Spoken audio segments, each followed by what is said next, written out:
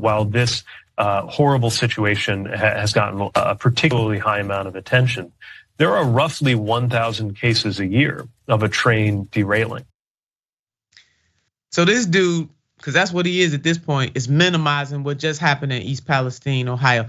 Politics 101, Secretary Buttigieg. Never, ever, ever, ever, ever, ever, ever minimize other people's suffering. That's politics 101, okay? Let us teach you some lessons. The mayor and I gonna teach you some lessons today on Unbossed. Now, the Secretary of Transportation has been rightfully criticized from some who say that he just is not doing enough. They're calling on the federal government to step in here and to do their job. Here's a reminder though, just in case, because we got short memories, just in case some of you don't know what happened or you've already forgotten, God forbid. The incident began shortly before 9 p.m. on February the 3rd when a Norfolk Sutherland train left the tracks while traveling from Madison, Illinois to Conway, Pennsylvania. A total of 38 cars derailed and a fire ensued, damaging another 12 cars. There were 20 cars carrying hazardous materials, 11 of which derailed. This reporting is coming from the USA Today. Now, residents were ordered to evacuate, understandably, when due to the threat of possible explosion, authorities chose to breach 5 tankers filled with vinyl chloride, sending hydrogen chloride and phosphine, a toxic gas, into the air. Now, here is a video of the water in East Palestine.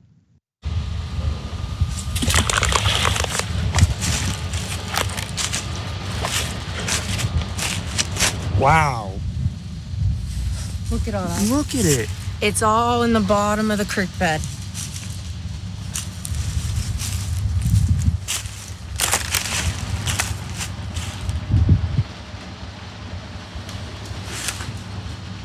Now look at it.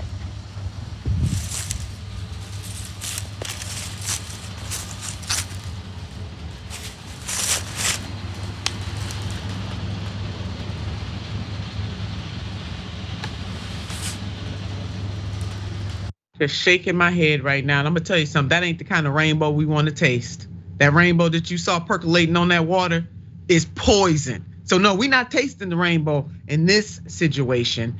So, but the issue goes deeper because Buttigieg is a failure on this. He is a failure at his job as Department of Transportation Secretary. Buttigieg's paralysis after the East Palestine disaster is a gift to the hard right.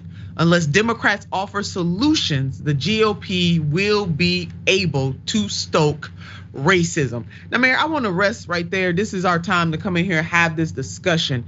And even if this is a gift to the hard right, I want to extrapolate that part of it.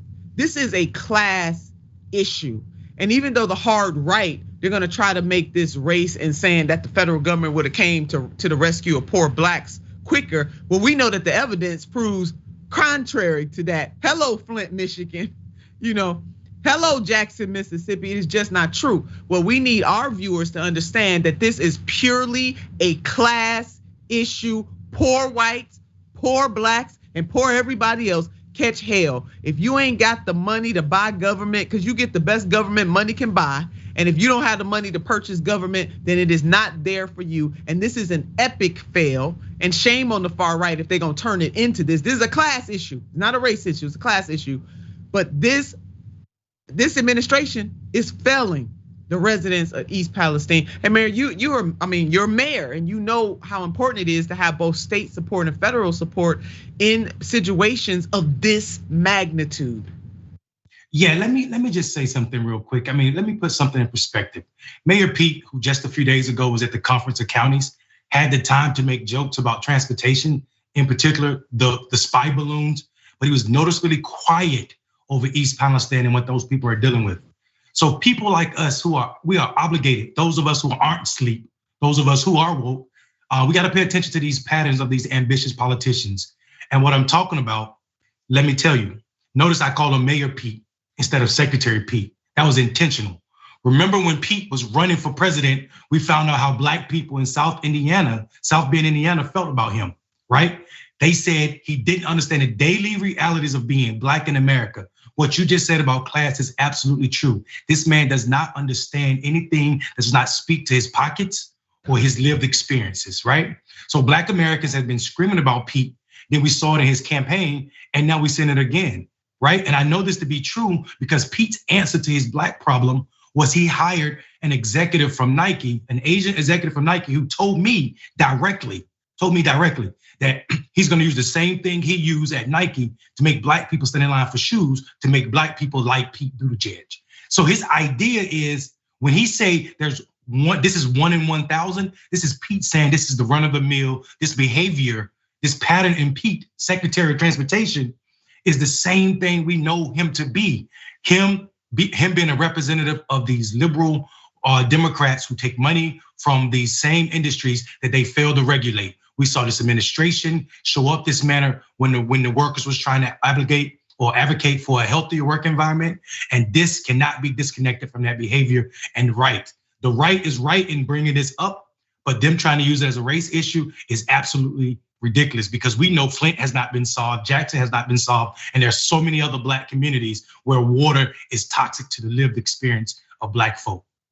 Yeah, Mayor, you hit the nail on the head. I mean, you got my mind. I just want to get out of my seat right now and run around the studio that this dude hired somebody from Nike who said we're gonna seduce black folks to vote for him in the same way that we seduce black folks to buy these damn tennis shoes. I'm telling you, black folks, you better wake up. Stop being complicit in our own demise. And you know what, Mayor? And there's a state senator. His name is Mike Rulli. I'm not sure if I'm pronouncing his last name properly. It's Rulli. But he just appeared on a Fox News broadcast, and it doesn't matter to me that he's a Republican. He represents that area. I think in the interview he said about 10 minutes, up the street. He's not at the center of it, but he's just up the street, round the way. And that his constituents are suffering, and he is aiming to get a state relief package for the almost 5,000 residents for their health, their immediate needs, their housing, bottled water, to say the least. And then the state can go after the companies that's responsible to recoup it. Now, this is what this Republican state senator is saying about the suffering of his people, even going further than the governor of the state of Ohio, making it clear that where he agrees with the governor, he will say so, and when he doesn't, he doesn't. Why? Because he is advocating on behalf of his residents, and in this, he is absolutely right. Because these folks are not operating like it's they kids or they family or they kids, because it's not. They don't care. They really don't care that these poor white people are suffering in this way, and it don't matter to me. They could be poor from any identity, but right now East Palestine is a primarily white community, and it is poor, and the government is failing. And Mayor, you're right. Look, I don't even want to call the man Mayor Pete because you a mayor. You would never. I mean, I just don't. He has lost. He just don't. He don't care. And I don't know if you remember on the presidential campaign trail when this black woman confronted him at an event, and she said to him, "I'm not gonna vote for you."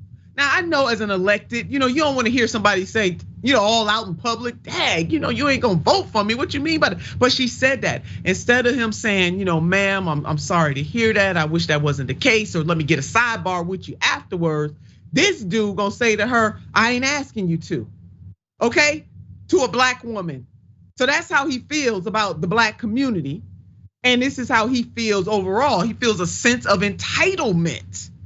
And he was never qualified for the job that he is in right now. Make no mistake, and we have said this here on Unbossed time and time again, that he got this position because he dropped out of the presidential race. Now, we got to deal with the facts here. And those are exactly the facts. He has not grown into the position, and he is showing that he does not care. And so is this administration. It is absolutely disgusting what these people are going through. And we all should be mortified because East Palestine is us. It could be our neighborhood.